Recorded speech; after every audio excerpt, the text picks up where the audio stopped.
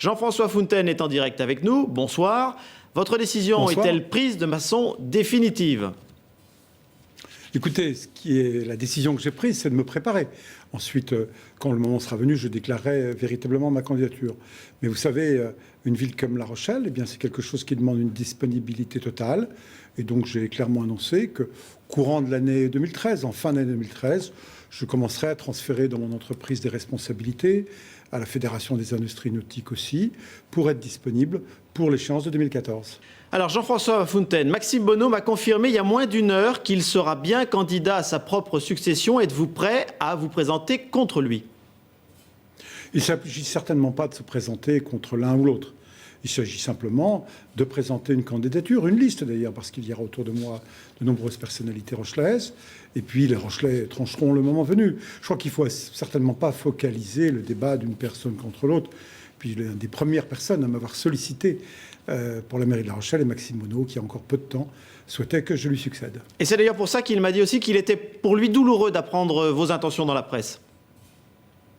Écoutez, tout d'abord, je n'ai pas encore déclaré ma candidature, mais c'est un secret pour personne que je suis motivé pour cette élection municipale. Ça fait déjà de nombreux mois que j'y pense, que j'y suis sollicité.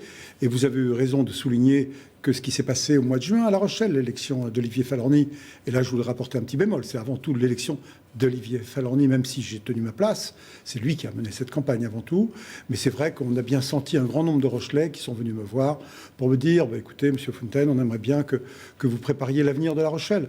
Et donc, très clairement, je réponds à ceux qui m'ont sollicité, oui, je me prépare à cette candidature, mais je l'annoncerai le moment venu. Il y a un certain nombre de conditions encore à mettre en œuvre, notamment professionnelles. J'ai aujourd'hui la responsabilité d'une entreprise de plus de 300 salariés. C'est pour moi quelque chose de très important. C'est une entreprise que j'ai créée mais il y a maintenant presque 36 ans.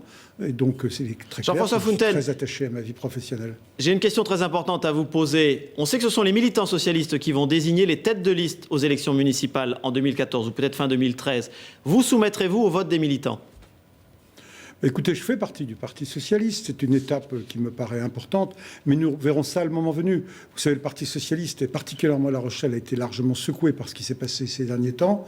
Et donc, nous verrons tout cela le moment des échéances qui ne se passeront qu'à l'automne 2013. Mais vous ne serez pas candidat dissident. Maxime Bonneau, lui, dit qu'il ne se présentera pas contre l'avis des militants. Écoutez, ceci sont des petites choses. L'essentiel, c'est de préparer l'avenir de La Rochelle.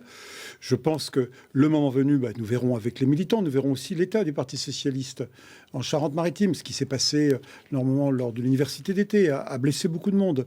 De voir que Martine Aubry n'a pas souhaité aller saluer l'ensemble des militants de Charente-Maritime. Donc il faut aussi que le Parti socialiste de Charente-Maritime se reconstruise.